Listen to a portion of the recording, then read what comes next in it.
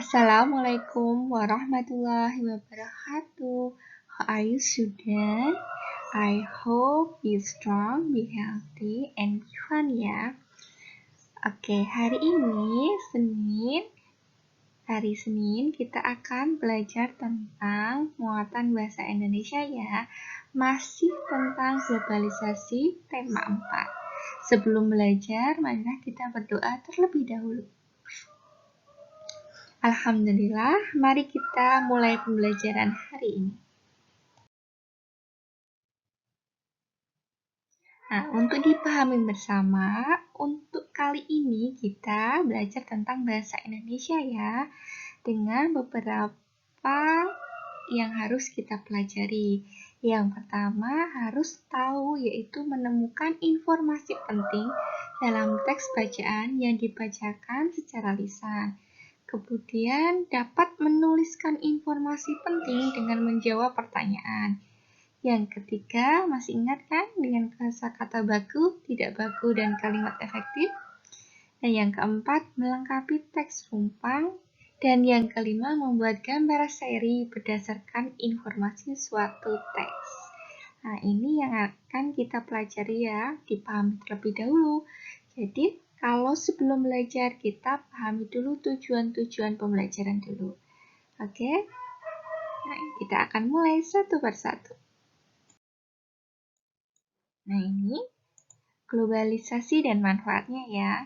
Kita telah mengetahui pengaruh globalisasi yang terjadi di sekitar kita.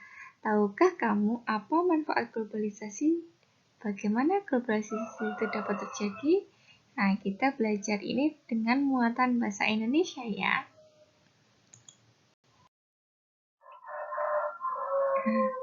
Yang pertama yaitu menemukan informasi penting dalam teks bacaan yang dibacakan secara lisan. Nah, ini lisan itu maksudnya adalah dibacakan secara menggunakan suara ya langsung. Misalnya Miss Septi membacakan teks, anak-anak mendengarkan dan harus tahu informasi penting apa yang Miss Septi sampaikan dalam suatu bacaan. Sebagai contoh ini dari sumber antaranews.com. Misalkan bacakan ya.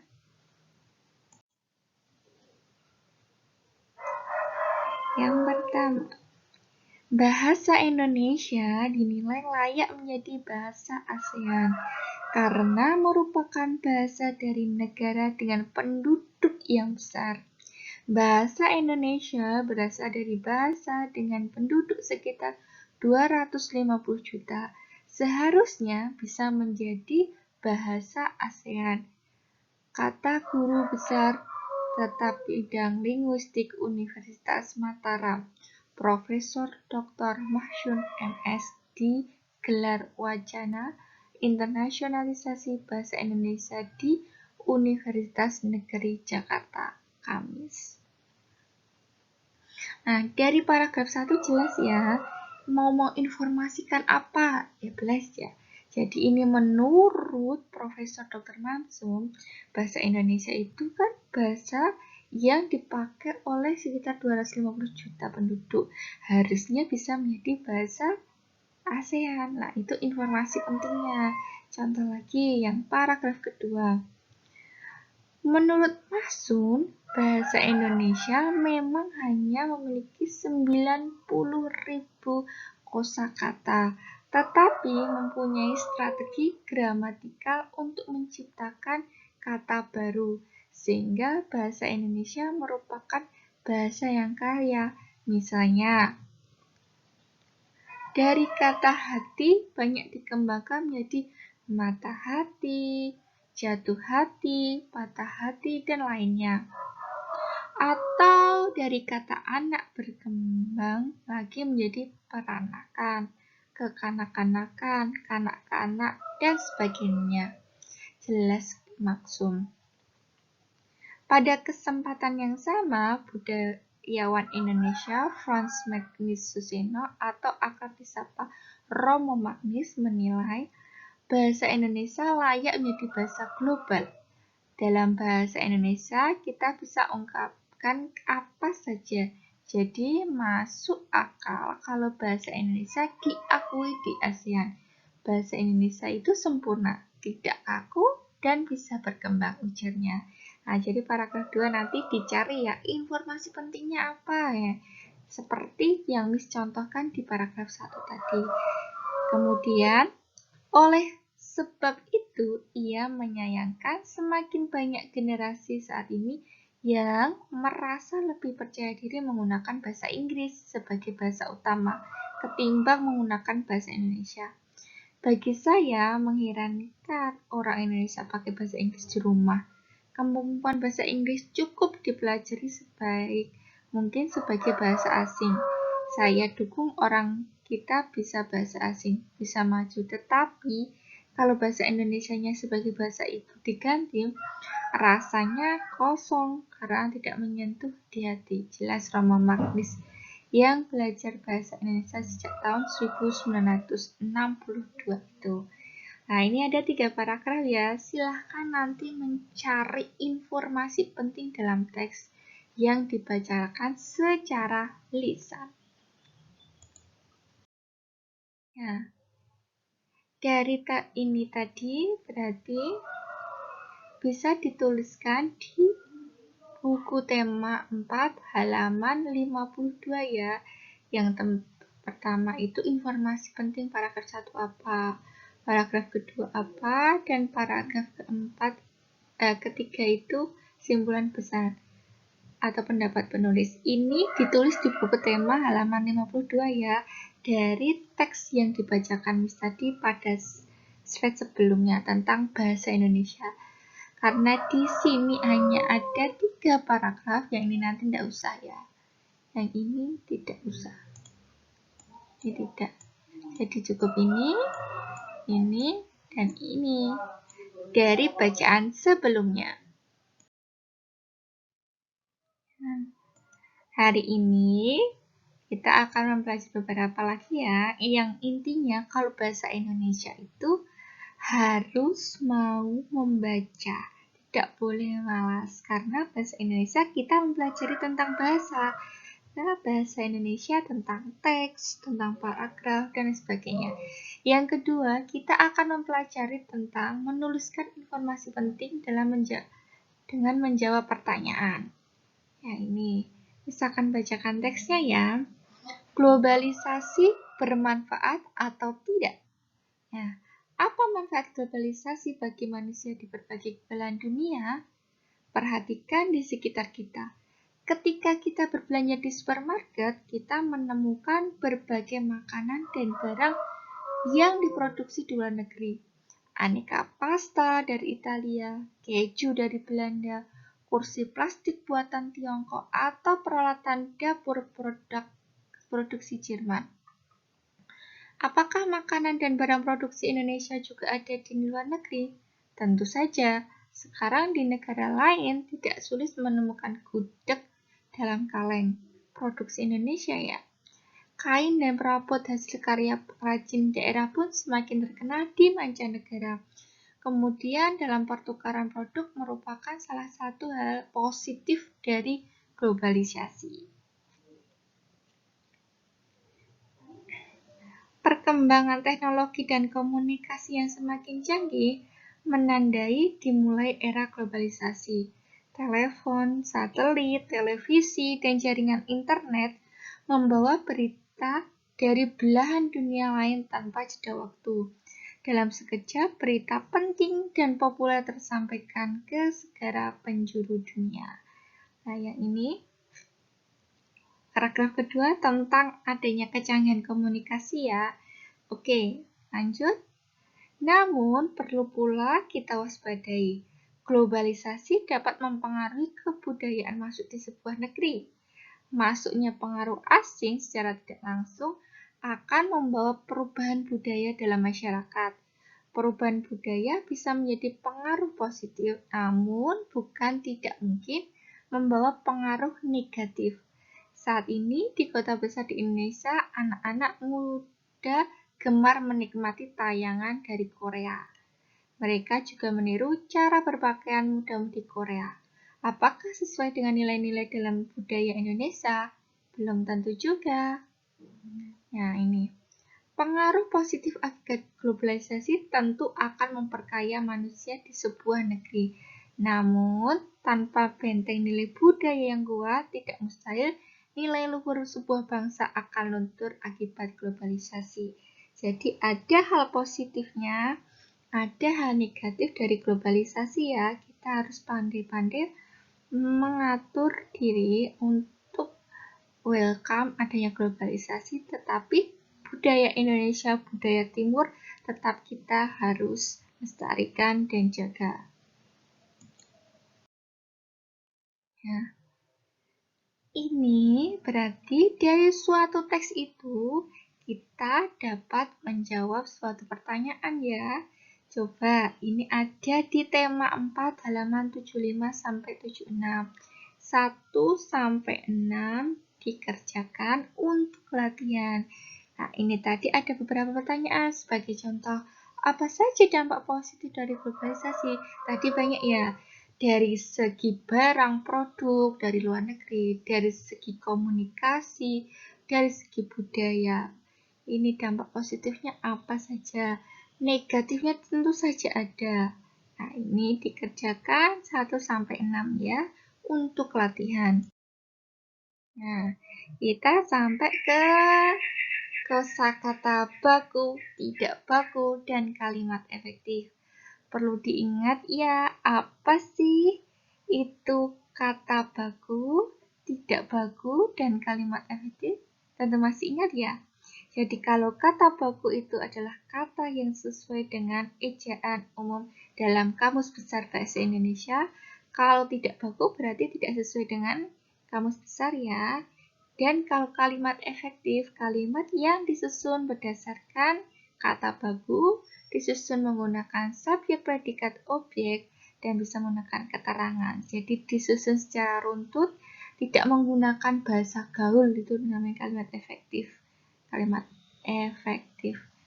Nah, kita akan mulai pembelajaran lebih lanjut tentang kosakata baku, tidak baku, dan kalimat efektif ya.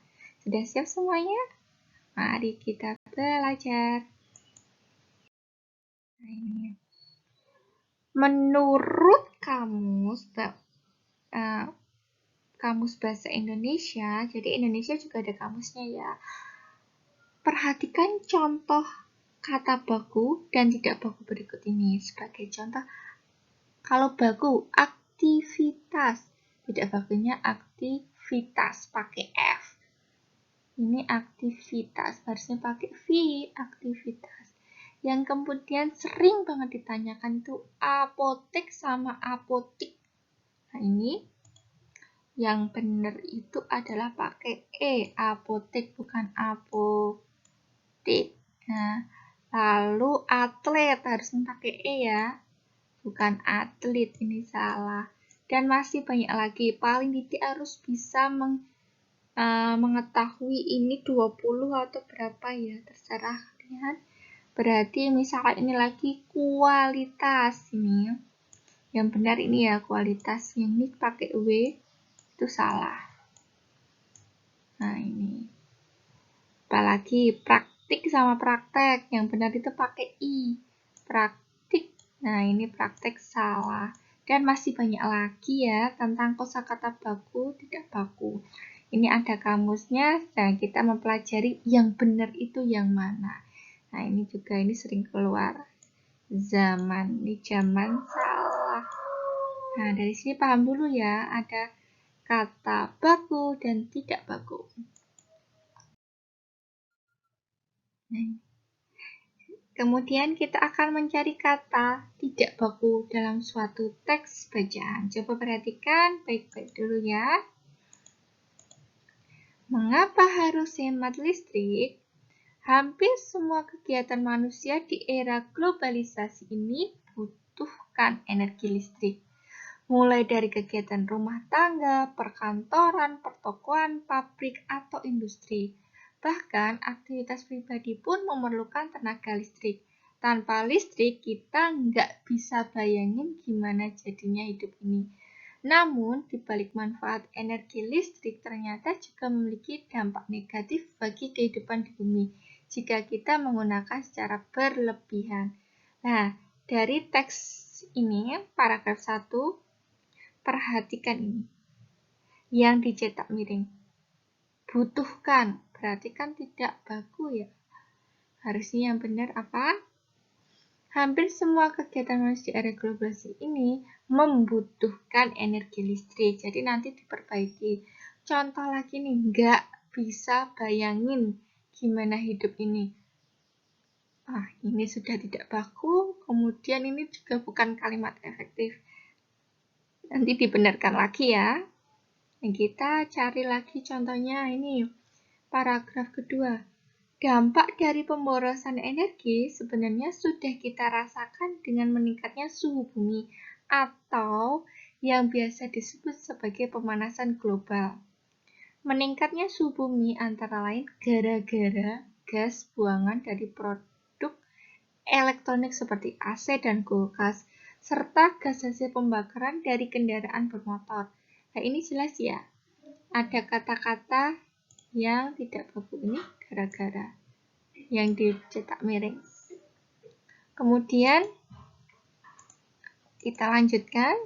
Kondisi tersebut diperparah dengan semakin berkurangnya bahan hijau yang berfungsi sebagai pencuci udara kotor tersebut. Maksudnya ini pohon ya. Pemanasan global bikin cuaca tidak teratur. Musim panas yang panjang banget hingga berakibat kekeringan di mana-mana. Kemudian mencairnya pegunungan es di belahan bumi utara dan selatan yang tenggelamkan sebagian besar daratan. Kalau hal ini terus terjadi, maka manusia bakal terancam habitat gara-gara pemanasan global. Dari sini ada beberapa kata yang dicetak miring ya, nanti coba dicari semuanya, kemudian dibenarkan ya. Sebagai contoh, coba perhatikan dari seperti ini. Ini dikerjakan di buku halaman 94 ya, tema 4, nanti ditulis di sini. Nomor 1, dari bacaan tadi, non bakunya apa, jadi bakunya apa. Kemudian contoh kalimat efektifnya apa. Ditulis di sini ya. Sebagai contoh, seperti ini. Butuhkan tadi kan salah. Yang benar kata bakunya membutuhkan. Nah, kita bisa menggunakan atau menulis kalimat efektifnya. Para pasien DBD membutuhkan perawatan intensif. Ini kalimat efektifnya bisa dibuat sendiri ya, tidak harus terpacu pada teks. Tapi kalau kata non bakunya nanti cari di teks tadi. Nggak bisa bayangin, berarti kata bakunya tidak bisa dibayangkan atau dibayangkan. Sebagai contoh kalimat efektifnya, jika lampu tidak pernah ditemukan, kita tidak bisa bayangkan bagaimana susahnya malam hari tanpa penerangan. Ini sebagai contohnya. Jadi nanti dicari di sini ya.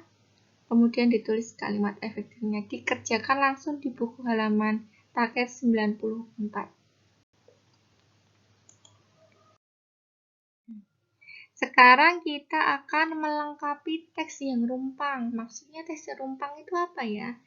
Jadi teks rumpang berarti ada bagian teks yang masih kosong, belum lengkap, kalimatnya belum terselesaikan dalam suatu paragraf. Kalian dapat melengkapi bagian tersebut dengan mengikuti langkah-langkah berikut ini. Yang pertama harus ya membaca teks dengan cermat, karena ada teks sebelum dan sesudahnya. Dan kemudian temukan topik atau masalah yang dibahas. Ketiga, perhatikan sebelum dan sesudah bagian yang rumpang. Lengkapi bagian yang rumpang dengan menghubungkan bagian sebelum dan sesudah. Pastikan menggunakan bahasa Indonesia yang benar sesuai dengan pedoman umum ejaan bahasa Indonesia. Jadi intinya di sini itu adalah misalnya seperti ini. Ini ada paragraf. Ini sudah ada teksnya. Nah, ini itu bagian sini sama sini itu belum selesai. Nah, ini kita selesaikan dengan menggunakan kalimat selanjutnya. Nah, ini kan teksnya belum selesai, kita bisa menuliskan kalimat selanjutnya, tetapi harus sesuai dengan topik. Kita lihat secara detailnya pada selanjutnya ini. Coba perhatikan ya. Ini contoh dari teks sumpang. Nah, ini kan disebutnya teks sumpang karena belum lengkap ya. Ini ada di buku paket tema 4 halaman 114. Nanti dibaca terlebih dahulu, kemudian tuliskan kembali. Misalnya ini ada teks sumpang, Miss contohkan ini, Miss lengkapi. Apa ya itu PLTS? Berarti PLTS menggunakan energi tanpa batas, yaitu cahaya matahari untuk menghasilkan listrik. Karena di sini itu yang dibahas tentang PLTS. Jadi Miss nulis informasi selanjutnya tentang PLTS. Itu boleh ya. Jadi ini ada kurang kalimat, Miss lengkapi PLTS. Ini di halaman 114. Nah, ini namanya adalah contoh teks rumpang. Harus dilengkapi ya. Harus bisa melengkapi juga. Yang ini coba nanti dituliskan kembali sedikit tentang PLTS itu apa di halaman 114. Tidak harus ditulis semuanya ya, tapi ditulis informasi apa yang kalian pengen tulis di PLTS. Pembangkit listrik tenaga surya. Nah, ini yang paling menyenangkan ya, membuat gambar seri berdasarkan informasi suatu teks. Ada kan pernah kalian melihat teks, kemudian ada gambar serinya ini. Habis ini apa ya? Ini karena ini hujan, habis itu harus dipel. Kemudian membantu masak ibu, makan bersama, ayah mencuci motor, adik membantu mencuci, kemudian menyiram tanaman. Itu adalah dari gambar seri. Gambar seri itu apa ya? Gambar seri adalah urutan gambar yang mengikuti suatu percakapan, dalam hal ini memperkenalkan atau menyajikan arti yang terdapat pada gambar. Jadi kalau seri itu ngikutin, habis ini ceritanya ini, habis ini kayak gitu. Tapi kadang dibikin acak, kemudian disuruh mengurutkan gambarnya dulu, terus kemudian menceritakan gambar itu. Dikatakan gambar seri karena gambar satu dengan gambar lain itu memiliki hubungan keruntutan peristiwa. Jadi peristiwa ini beruntun ya. Nah, ini contohnya ada di buku pena juga ya. Coba lihat. Nah, ini kita latihan ya.